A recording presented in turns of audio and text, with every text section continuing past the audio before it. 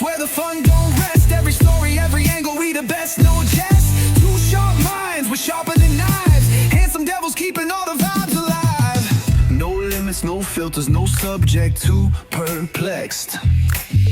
Tune in, buckle up, it's ChyTownFlex. Reading's important too, where it's not just for the positive things that it does for your brain and stuff, but like it also helps give you a bit of empathy that people don't have naturally. Like you're literally putting yourself in someone else's shoes every time you read, and it's like for someone like me, like that's the closest I could get to learning, whether it's a comedy, fantasy, or a true story. Like how else can I know what it's like to walk in the skin of a minority or a woman or someone of a different sexual orientation, somebody who's rich, somebody who's poor, you know, like just that simple act of like opening up your mind to those different people in different worlds, it really does like a lot for your character. Yeah, but some people read and they don't even comprehend. You know, they'll read something, a book, scripture, or the newspaper, anything. They don't comprehend it, and they don't memorize it. Some stuff is really boring. Like I remember, it's monotonous. I loved the Chronicles of Narnia as a kid. Me too. And I read all 7 in order all of the time. But there's 2 that I could tell you what they're about. The other 5 were like, I read them because they're part of the story, but like, I didn't care about Prince Caspian. Like, I didn't care about the entire silver chair. I know I've read it over 20 times probably. I can't tell you if there's even a silver chair in it. Like, I don't know if that's a metaphorical title. I don't even remember. And it's like, I remember loving the series, but I really only loved 2 out of the 7. But I also like the Chronicles of Narnia too. I don't remember the books as much as I do the movies, because I think it's wrong to read the book and then watch a movie. Maybe you should watch the movie then read the book. Because when I did it the one way, I had the opposite effect. I didn't memorize it from reading it, but from watching it. It's weird the way that works. Well, sometimes too, when you look at those movies that people make based off of books, and like some directors like read it, they adapt it, they take their inspiration from it. Other ones are like, yeah, they gave it to me, I didn't even read it, and I just shot what I assumed it was about based on the title. And it's like, so sometimes, a lot of times, if you love the book, if you got a director who doesn't care to look at the core material, you're just gonna get something in the name only. Yeah, oh, definitely. And shout out to Flex, Start Doom Productions, or Start Doom Publishing. He's a publisher. Check his books out. Shout out. Also, speaking of Narnia, like they were such a big thing for me reading growing up. Like, so my pen name is B.S. Lewis, because I'm like, anything I write is going to be BS compared to that guy, you know? Yeah, well, that B.S. Lewis was a great name. I mean, I loved it. I couldn't believe it wasn't taken. You know, I'm writing my biography like you, and it's not going to be published till probably December, but just in time for Christmas. Just in time. I mean, people, here's a piece of advice for someone that has a memory that some can't understand. Challenge your mind daily. Even if it's counting the squares on the floor, or the stripes on the wall, or the lines on your finger. I don't care.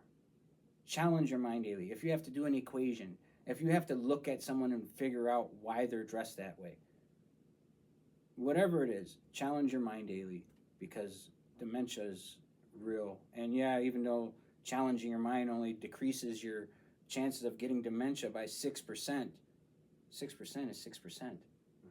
Mm-hmm. It's better than 0%. How much more would your girl want you if your body was rock solid? Depends on the girl. That was something I always thought was so unfair, because like I was always really, really scrawny growing up. And, you know, growing up in the 80s, 90s, it's superheroes, and like those are the people that we're supposed Superman to look like, right? And then like I work so hard, and I finally get to a place with enough knowledge, exercise, eating, like where I started to like become that, and suddenly dad bods are the thing. Oh yeah, and it's like, I'm never the right thing at the right time. Dude, you see, I'm not as in shape as I was when me and you first met 10 years ago. Nowhere near as in shape as I was back then. Back then I was jacked. I kind of got a little bit of a dad bod a little bit now, and women dig it. I mean, they're like, hey, they want the beards. Excuse me, they want the beards, and they want the dad bod. Yeah, see, the beard's not fair either, because you see this? That's 38 years of work. Are you serious? Yep, I'll like every 3 days, I'll like shave the mustache because I get the like Chester Bennington, like, You got the natural, you know, baby but face. like, that's it. I always wanted the big Amish beard. I always thought that'd be cool, but It's not a bad yeah. pitch. I would love to be in any film with you and work together with you. I think that we work very well together. Your editing skills are above average, way above average. My acting with the accents, our knowledge of photography and lighting and angles, it's really not the problem that, and I think because you're a writer and I write, even the screenplay wouldn't be the problem. Fitness and film is the same kind of thing where I'm like, I wish I knew 10 years ago What I know now. Yeah, like But- when you made Time to Pay, I was extremely impressed with that. And it wasn't the guy holding the camera that was doing the angles.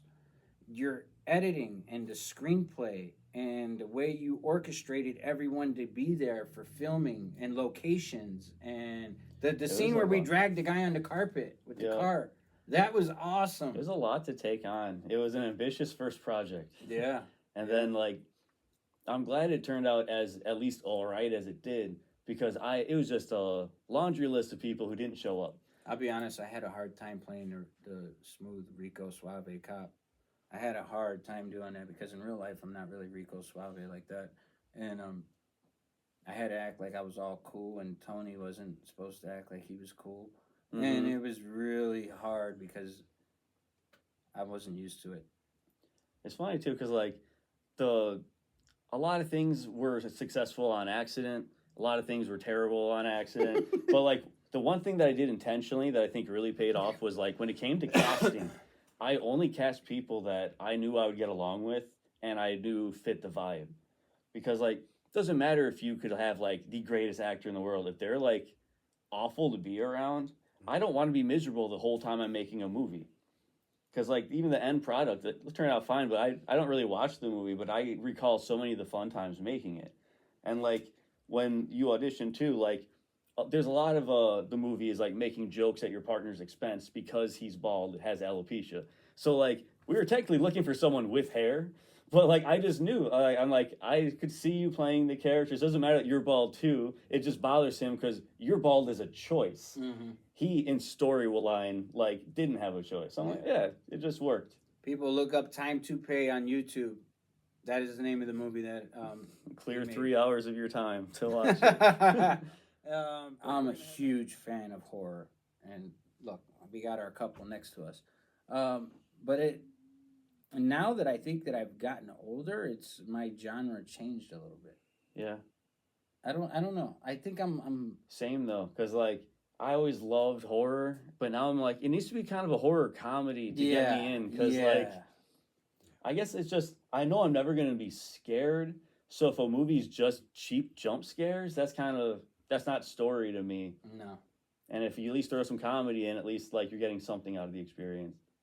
But I think it's, definitely, like, my genre has changed, because I want lighter now. Yeah. Same way, I still love hard rock and heavy metal, but I can't listen to that anymore. It'll give me a headache. Like, I'm more light listening or I think that happens as we age. I think we grow, our mind grows. Because I was the same way. I think the aggression diminishes, too. It like, does. You know, when you're younger and you're still developing, and it's a flood of, like, testosterone and hormones and people telling you what you can or can't be, can or can't do. Like, it's a lot of stress. So it's nice to, like, see some craziness or, like, just action or violence or things to distract you. If that's the case, and we don't like heavy metal, and we don't like these aggressive things no more, why do we like pretty psychotic women like Tiffany? We're just, I don't know. I don't know. I We're can't just built explain that it. way. Because if we weren't, the human species would die out. So even though inherently, a lot of the time, men and women can't really coexist or get along, we have to continue to exist. Correct. So it's What would be...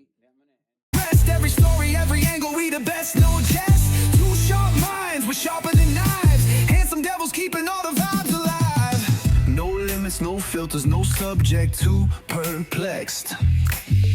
Tune in, buckle up, it's ChyTownFlex.